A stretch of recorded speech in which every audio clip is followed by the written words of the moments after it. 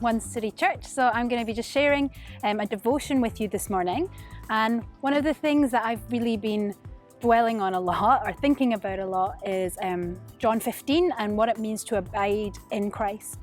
And sometimes we can think of that word abiding. It's not really a word we use very often in normal everyday language, but it's actually a theme that runs throughout the Bible.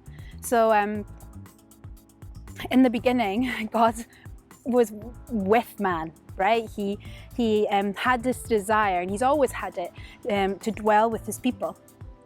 And we see this throughout the Bible, from the Garden of Eden, the tabernacle, the temple, and then in the person of Jesus Christ, who through his death and resurrection made a way for us to be God's temple and to dwell with him forever. So we, as humans, we were created for this intimate relationship with God, where he dwells with us and we dwell with him. And while this is a reality, if you have put your faith in Jesus Christ, that's what's happened. We are with Christ.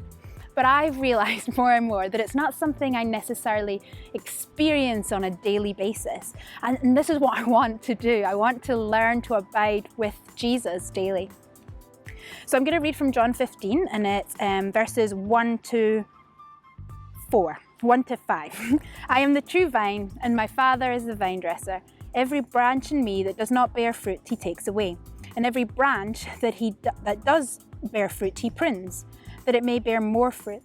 Already you are clean because of the word that I have spoken to you.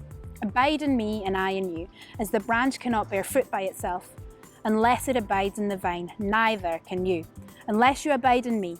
I am the vine, you are the branches. Whoever abides in me and I in him, he it is that bears much fruit, for apart from me you can do nothing.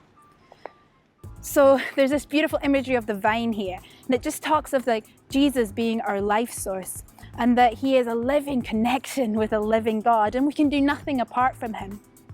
And so that's a beautiful image, but Jesus doesn't just talk about being the vine, he talks about being the true vine. And this would suggest then that there is a false vine. And so we may know as believers that the only relationship in our life, or the only thing or person in our life that can truly satisfy those longings in our heart is Jesus. But I don't know about you, but I know for myself that often I get pulled to other things with this false idea that they are somehow going to fulfill me. Our hearts are so easily swayed. I know my heart is easily swayed. And more often than not, I don't really know what's good for me, even though I think I do. I think I can find satisfaction outside of God, but I can't, and none of us can. So then we may know this, but what does it look like practically? Jesus has called us to follow him. We follow him by doing what he did. He teaches us what that looks like.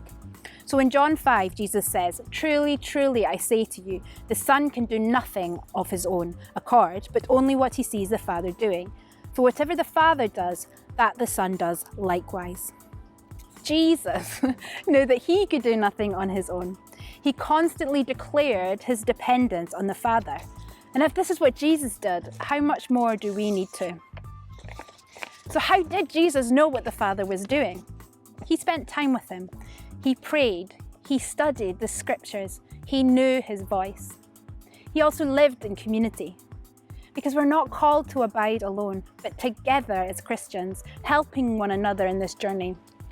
And I know that there's often this idea, we can think of our relationship as being individual relationship with Jesus being quite a private thing. And yes, there is elements of that.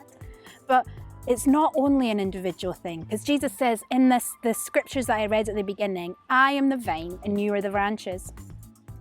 There are many branches on the vine.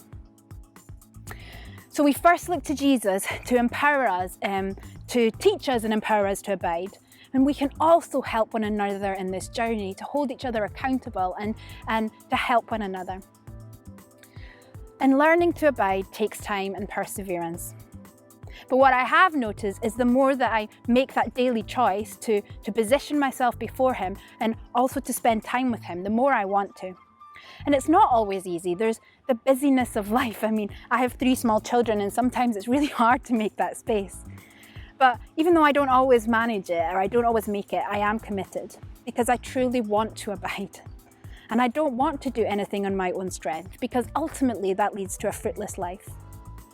So maybe you want to abide, but you're finding it hard in the busyness of life. Or maybe you don't even know where to start. And what I would suggest is that you start small. Ask God to show you. And ask him as well to increase that desire for him to be in his presence and to grow in an intimate relationship with him. And so there's just one thought I want to leave with you this morning, and it's to remember this, that it's the same grace that caused you to come to Jesus in the first place. It's the same grace that will teach you to abide.